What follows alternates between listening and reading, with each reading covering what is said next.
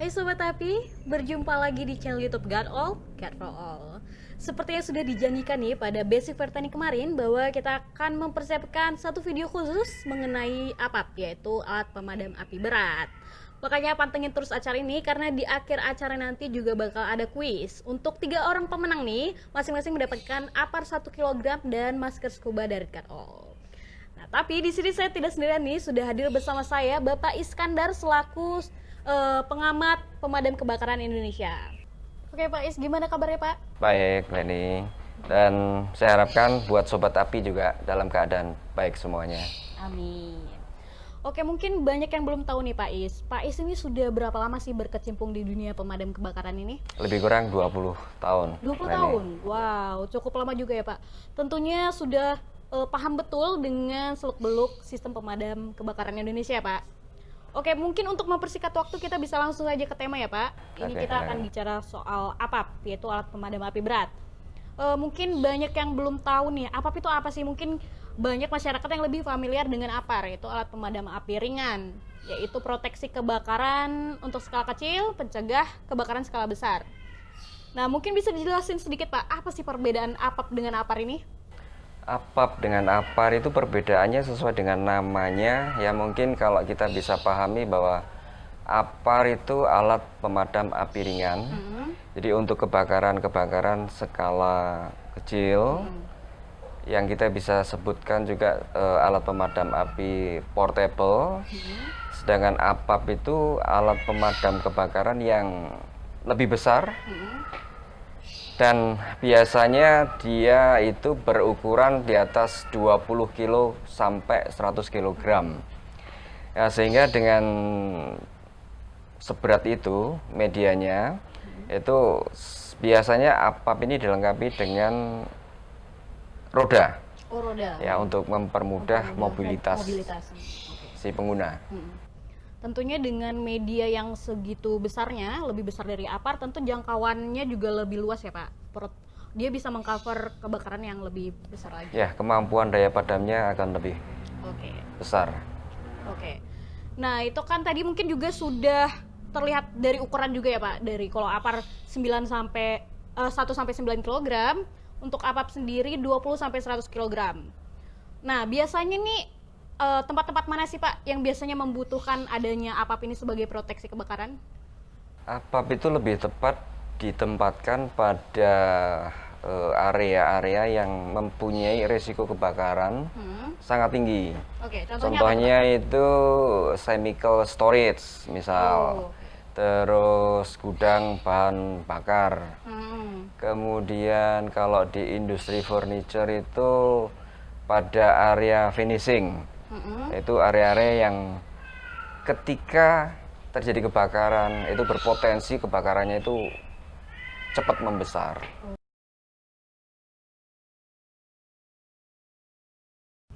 Oke, jadi untuk APAP yang jangkauannya lebih luas cocok untuk proteksi kebakaran yang berpotensi ya Pak, untuk terjadi kebakaran skala besar. Oke, mungkin selain pertimbangan nih dari ukuran nih Pak, mungkin juga dari medianya Pak. Apakah media APAP ini sama dengan APAR Pak? Ada apa aja sih media untuk APAP ini? Ya, media APAP itu sama dengan APAR. Jadi untuk APAP ini ada media foam, ada media karbon dioksida, ada media powder, bahkan water sekalipun dia ada. Oh, gitu. Ya, cuman media water ini sangat jarang digunakan di Indonesia ini. Gitu. Jadi sama seperti APAR juga mengikuti klasifikasi kelas kebakaran ya Pak. Jadi penentuan medianya sesuai dengan kelas kebakarannya. Betul. Oke, jadi setahu saya nih Pak, bahwa APAP itu ada 2 jenis ya Pak. Ada cartridge dan juga store pressure system. Nah, perbedaannya apa sih Pak antara kedua itu? Cartridge dengan store pressure. Jadi kalau store pressure itu adalah alat pemadam kebakaran yang tekanannya menjadi satu dengan media. Itu yang store pressure. Terus kemudian kalau cartridge system itu medianya dengan gas pendorong atau tekanan itu terpisah. Jadi kalau store pressure ini agak sedikit susah dalam melakukan servis. Oh gitu Pak. Ya, kalau cartridge system itu sangat mudah dalam melakukan servisnya. Keuntungan yang lain, ya perbedaan yang lain adalah kalau store pressure itu dilengkapi dengan alat pengukur tekanan. Ini contohnya di sini. Jadi ini yang store pressure, ini juga store pressure. Jadi dia dilengkapi dengan alat pengukur tekanan.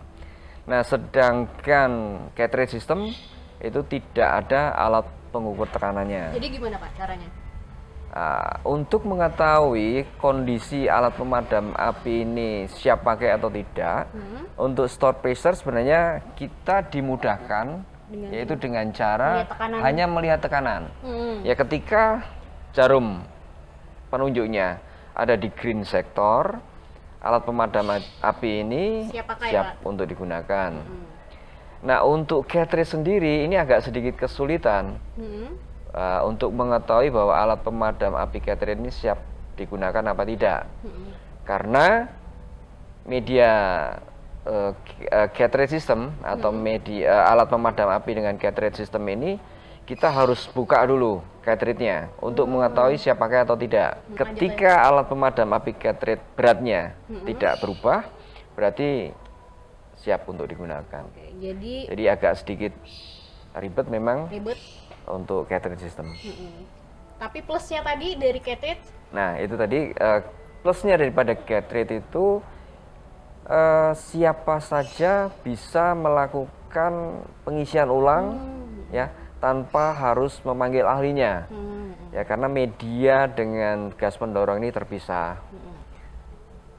Sementara untuk store pressure system ini agak susah, jadi harus memanggil ahlinya ya Pak ya? Iya. Jadi ada plus minusnya ya.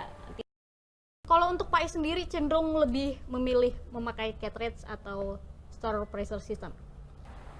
Kalau saya melihat kebutuhannya. Jadi kalau kita yang berada di tempat yang mudah atau dekat dengan servis alat pemadam kebakaran, ya kita lebih menyarankan untuk menggunakan store pressure ya, karena kita lebih mudah untuk mengetahui alat pemadam api ini siap pakai atau tidak. Nah, ketika kita itu berada jauh dari tempat yang bisa melayani servis alat pemadam kebakaran, disarankan menggunakan cartridge system. Nah, ini contoh cartridge system itu banyak digunakan di Pertamina. Nah, jadi Pertamina itu kenapa menggunakan cartridge system? Salah satu alasannya mungkin ya, ini menurut saya adalah mereka banyak melakukan kegiatan di pedalaman ataupun di offshore. Ya, sehingga ketika mereka itu membutuhkan untuk servis, mereka bisa melakukan servis sendiri. Ya, kemungkinan mereka dengan kondisi yang seperti itu mereka hanya stok medianya ya atau powdernya. Kemudian mereka stok cartridge-nya. Ya, ketika mereka ada kejadian kebakaran dan mereka harus isi, mereka bisa langsung tuang. Ya, langsung tuang media ke dalam tabung. Kemudian dratnya dia langsung hanya tinggal pasang drat cartridge saja. Itu simpelnya sistem cartridge. Tapi mungkin orang punya prefernya masing-masing ya Pak ya, mungkin ada yang lebih memilih store atau cartridge. Oke, tadi dari jenisnya nih Pak. Nah, sekarang apakah pengoperasian APAP ini sesimpel menggunakan APAR? Jangan dijawab dulu Pak, karena di sini kita sudah menyediakan footage pemadaman, simulasi pemadam kebakaran oleh SPBU Koko Semarang, Ahmad Yani Semarang Pak. Nah, mungkin yang bisa langsung kita lihat aja ya Pak. Ya, jadi ternyata memang mereka sudah terlatih ya Pak untuk pemadam kebakaran. Jadi mereka memiliki agenda rutin untuk training. Jadi ketika terjadi kebakaran mereka sudah siap untuk memadamkan api.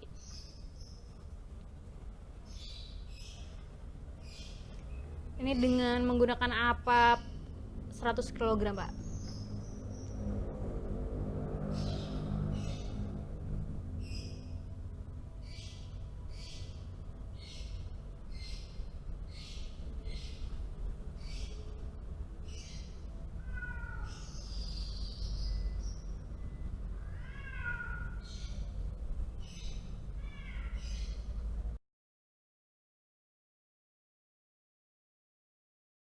Berarti sekarang kita udah bersama Bapak Purnomo di sini. Oke, Pak Purnomo ini di SPBU Ahmad Yani ini sebagai apa ya Pak? Sebagai pengawas sih, Mbak. Sebagai pengawas ya. Oke. Nah, jadi sobat api kita bakal ngebahas sedikit nih tentang alat pemadam api berat. Ya. Untuk alat pemadam api sendiri nih, baik APAR dan APAP itu semuanya jumlahnya ada berapa ya Pak di sini? Kalau APAR ada 16. Ada 16. 16 yang untuk powder, untuk yang CO2 ada 3, terus yang APAP ada 3 unit. Ada 3 unit ya. Terus kita juga ada buffering stroke, Mbak. Buffering stroke APAP kita 1, terus yang APAR powder ada 3, yang CO ada 1. Oke, untuk APAP-nya sendiri nih, penempatannya itu di titik mana aja dan itu perhitungannya gimana ya Pak? Untuk APAP itu penempatannya satu untuk mengover daerah area bongkar, yang satu mengover dispenser, yang ketiga untuk mengover di belakang bangunan. SPBU sendiri itu ada berapa aja jenis potensi kebakaran Pak? Kalau untuk potensi kebakaran itu biasanya paling banyak itu habit dari konsumen, Mbak. Mulai dari dia mematikan menghidupkan mesin, sama dilarang merokok, Mbak, yang paling sulit untuk dianukan. Oh gitu. Jadi jatuhnya faktor eksternal ya Pak? Iya. Ini mungkin banyak teman-teman yang penasaran nih Pak, kenapa sih kita nggak boleh nyalain kendaraan ketika melakukan pengisian bahan bakar? Jadi kalau SOP pelayanan kita, jadi setiap mobil yang mau pengisian, jadi harus mematikan mesin, Mbak. Itu wajib, karena itu nanti kalau nggak mematikan mesin akan menimbulkan percikan api. Jadi percikan api itu mungkin bisa dari modifikasi mobil tangkinya itu. Kalau untuk penggunaan telepon genggam gimana? Kalau potensi menggunakan telepon genggam mungkin sedikitnya udah terbiasa sih, Mbak. Kalau di konsumen udah bisa diarahkan untuk tidak menggunakannya itu. Untuk di SPBU Ahmad Yani sendiri ini pernah nggak sih Pak terjadi insiden kebakaran? Karena sih, Mbak, jadi dari tahun 2016 tuh dari mobil VW kontes Jarum 76 tuh dia mengisi di sini. Ternyata tuh memang dari mesin mobilnya mereka itu udah dimodifikasi, jadi timbul percikan api di tangkinya. Jadi benar-benar faktor dari eksternal ya? Ya. Mungkin udah tua juga gitu kan? Proses pemadamannya gimana? Jadi proses pemadamannya itu, jadi teman-teman yang operator yang langsung mengetahui itu dia berteriak sambil dia standby membawa APAR, dan yang lainnya membantu mendorong menjauhi lokasi SPBU, Mbak. Jadi tepatnya di seberang jalan dekat Bank Standar Chartered itu mobil itu udah di sana, tapi kita selamatkan pakai APAP, udah nggak bisa, baru teman-teman start langsung menghubungi damkar. Ya. Ada namanya briefing shift. Jadi sebelum briefing shift itu teman-teman melakukan pengecekan APAR. Jadi pengecekan APAR itu wajib dilakukan untuk mengetahui APAR yang di pulau pompa itu berfungsi.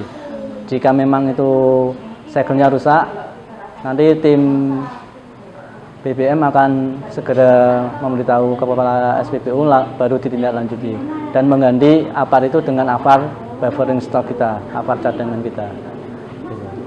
Ketika terjadi kebakaran Pak, siapa saja yang bertugas untuk memadamkan api? Apakah hanya ada orang-orang tertentu saja yang sudah ditunjuk atau semuanya berpartisipasi? Jadi di sini semua tim di sini nanti dibagi 3 tim, Mbak. Jadi tim pemadam kebakaran, tim evakuasi, sama tim penunjang. Jadi tim kebakaran itu fungsinya dia memadamkan api yang terjadi di titik api itu. Terus tim evakuasi dia menyelamatkan aset dan dokumen. Terus tim penunjang itu dia mengarahkan konsumen untuk keluar dari SPBU. Gitu. Walaupun masih skala kecil ya Pak, walaupun belum skala besar tetap dilakukan. Ya, untuk skala kecil biasanya untuk pemadaman pakai APAR dulu. Kalau semisal dia tidak bisa, baru kita memakaikan APAP yang tekanannya lebih besar. Gitu. untuk di SPBU Ahmad Yani sendiri ada nggak sih Pak pelatihan rutin gitu bagi karyawan untuk mencegah adanya kebakaran ini? Jadi untuk pelatihan rutin kita remember aja 1 bulan sekali. Jadi simulasi cara penggunaan APAR dan perawatan APAR. Terus untuk 6 bulan sekali kita melakukan operasi keadaan darurat atau OKD itu. Jadi OKD itu nanti bisa simulasi kebakaran tangki timbun. Jadi semua tim ikut berpartisipasi untuk melatih kesigapan SPBU ini dalam menangani kebakaran itu, Mbak.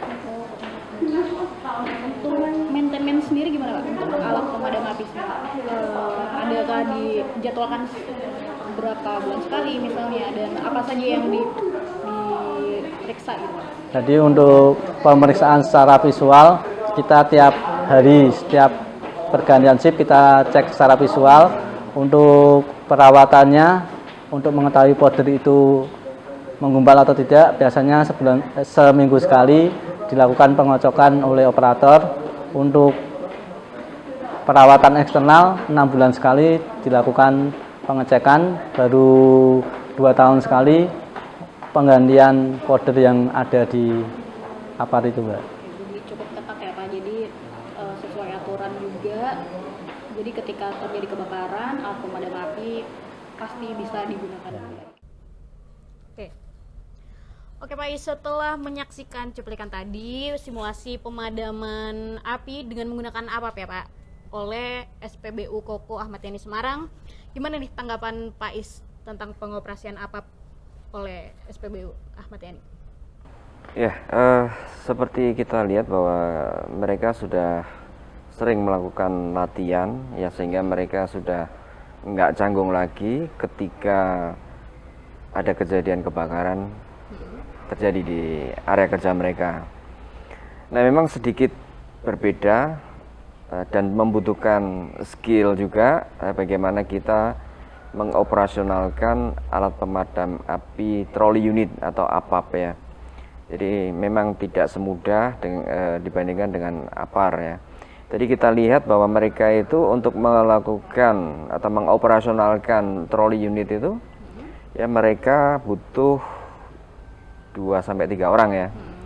Ya karena pada prinsipnya untuk mencapai kecepatan memang dibutuhkan beberapa tim.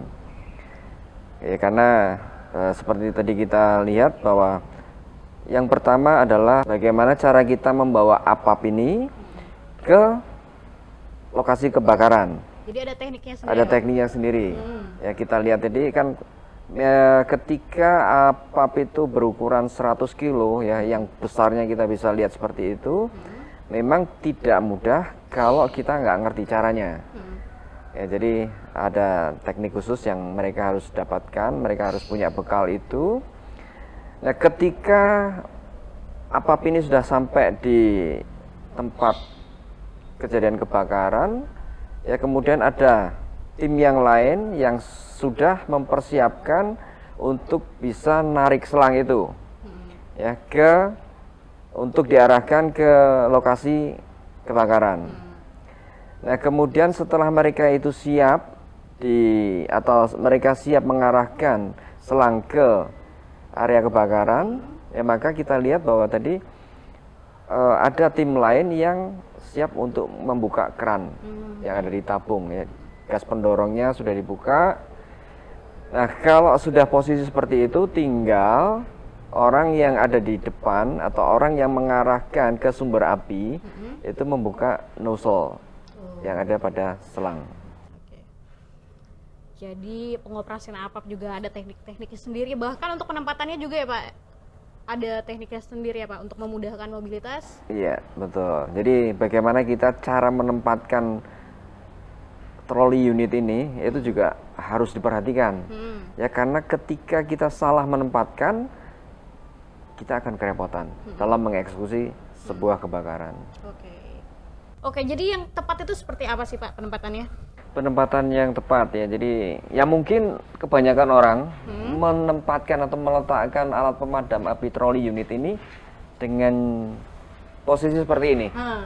ya. Itu justru salah ya Pak? Justru akan membuat kita susah.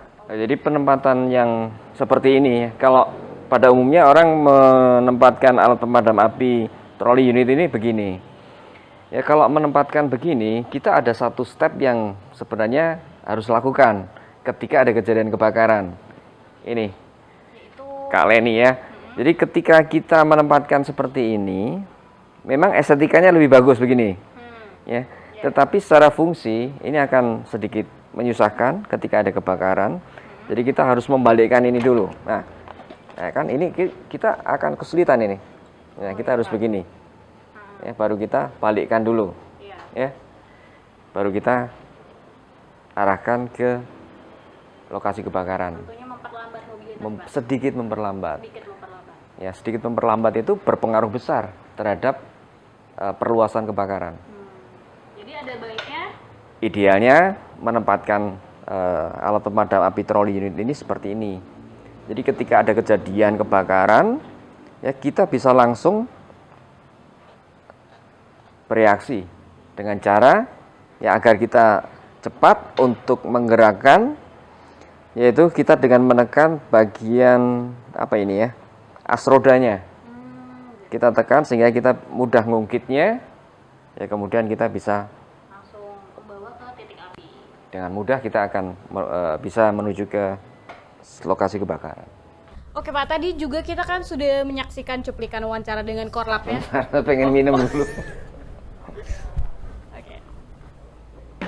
Oke. Oke Pak, tadi kita juga sudah menyaksikan cuplikan wawancara dengan Korlap SPBU Koko Ahmad Yani Semarang, dan sedikit bercerita Korlapnya tentang adanya kebakaran dulunya di area SPBU Ahmad Yani, yaitu mobil VW ya Pak, dan kebetulan juga tidak sempat tercover dengan apa-apa lagi Pak, jadi sudah terlambat mereka menghubungi damkar.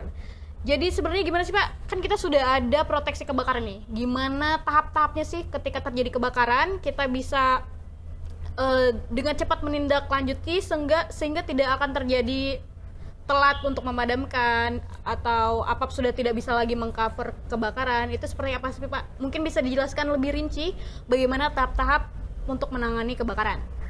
Jadi pada kasus kebakaran itu sebenarnya kita harus mempunyai sistem yang terintegrasi. Jadi artinya selain APAR, selain APAP, ada sistem proteksi yang harus ada di awal.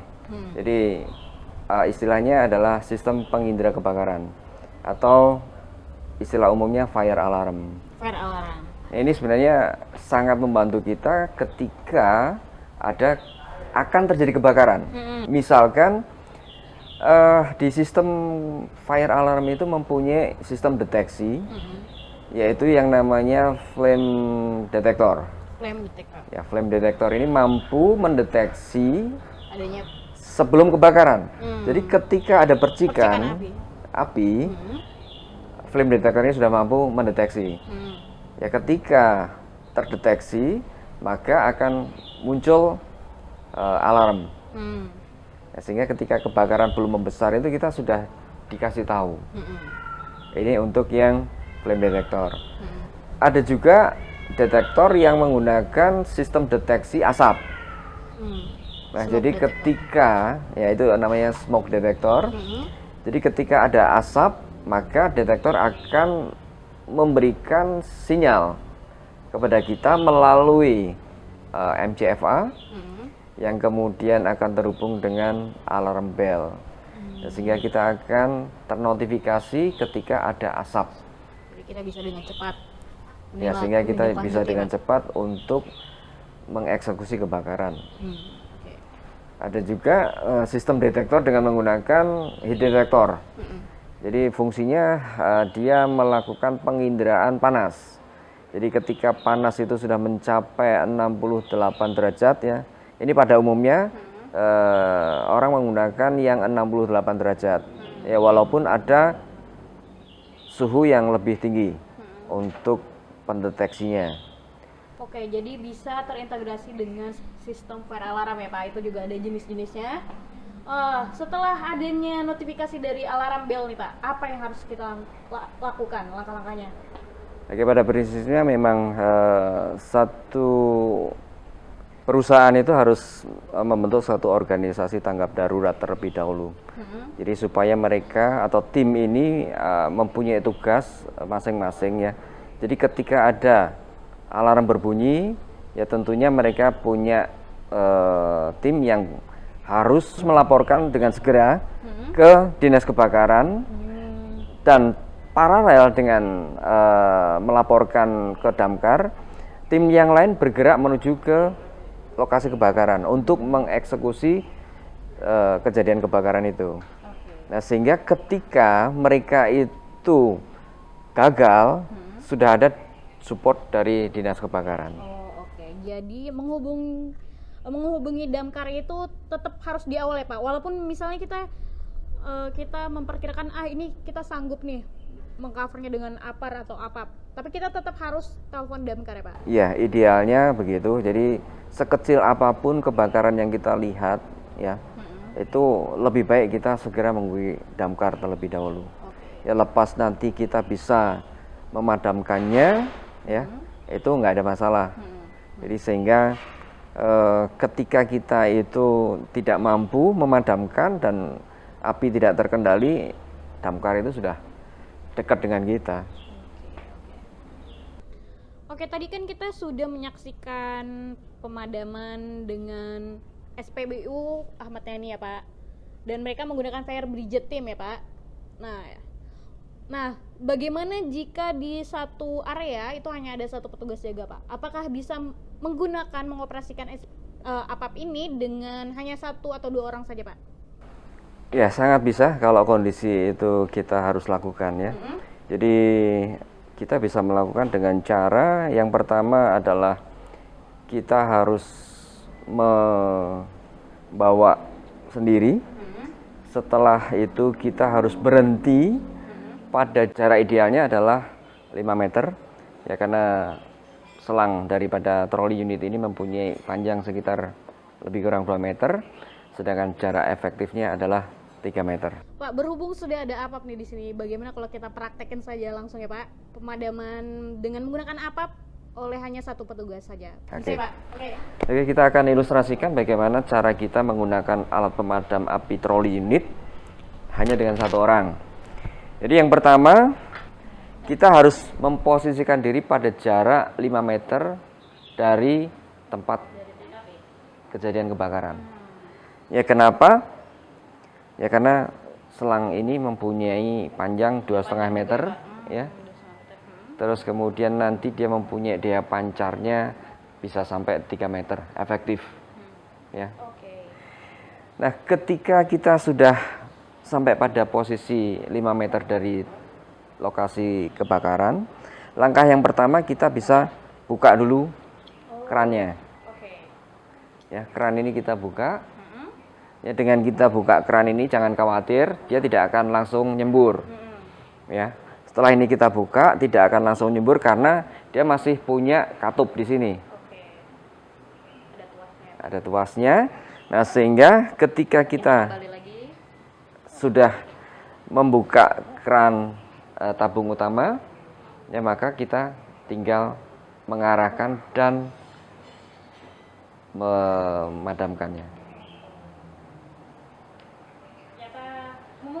Memungkinkan sekali ya Pak memadamkan api dengan APAP hanya dengan 1 user saja Pak, 1 petugas. Betul. Nah, mungkin kalau yang kapasitas 100 kilo ya mungkin selangnya juga berbeda. Ya, mungkin dia akan lebih panjang. Jadi kita akan hitung, intinya adalah jarak selang berapa plus jarak efektif daya pancar. Jadi tidak hanya medianya tapi posnya juga ada ukuran sendiri Ya, ya kita Pak? harus hitung dulu itu sehingga kita ngerti posisi kita yang tepat nanti ada pada bagian mana. Nah Sobat Api, itu dia tadi informasi lengkap mengenai alat pemadam api berat dengan narasumber kita, Pak Iskandar selaku pengamat sistem pemadam kebakaran Indonesia. Nah sekarang kita sudah sampai nih di sesi kuis. Jadi kita bakal memilih 3 orang pemenang nih yang bisa menjawab pertanyaan kita, yaitu masing-masing nanti mendapatkan apar 1 kg dan masker scuba dari God All. Caranya gampang banget, nanti tinggal jawab aja pertanyaan dari kita, tulis jawaban di kolom komentar, dan kita bakal tunggu sampai besok tengah malam ya. Bakal kita umumin di minggu depan. Ya, jadi pertanyaannya gampang banget, yaitu apa sih tahap-tahap yang harus dilakukan ketika terjadi kebakaran? Bisa langsung saja tulis jawaban di kolom komentar, dan juga kasih alasan kenapa kamu pantas mendapatkan apar 1 kg dari God All. Oke, saya ingin kembali mengingatkan kepada Sobat AP nih, jika ingin memproteksi aset dan bangunan bisa menggunakan proteksi kebakaran dari God All Pak Is. Jadi kerennya apar dan apap dari God All ini adalah sudah terintegrasi dengan FireCheck, yaitu aplikasi alat pengecekan alat pemadam api Pak Is. Jadi lebih memudahkan kita dalam mengontrol alat pemadam api. Juga nanti bakal ternotifikasi kapan jadwal harus refill dan perawatan lainnya, Pak. Oh, keren juga ya. Nah, Ini kayaknya baru dengar ini. Iya. Ada alat pemadam api yang terhubung dengan aplikasi. Ya, jadi itu kerennya dari apar God All. Wah, sudah tidak terasa nih kita sudah sampai di penghujung acara Pak Is. Saya ingin berterima kasih sekali oleh Pak Is mau mampir ke sini dan memberikan informasi, mengedukasi masyarakat tentang penggunaan alat pemadam api berat. Ya, sama-sama. Semoga bermanfaat. Nah, saya juga ingin mengucapkan terima kasih buat Sobat Api yang sudah setia menyaksikan acara ini. Jangan lupa ikuti kuisnya. Jangan lupa untuk like, comment, share, dan subscribe ya. Sampai jumpa lagi di channel YouTube God All. Mungkin bisa bareng-bareng saya nih Pak. God All, God for All, oke? Oke. God All. God for all.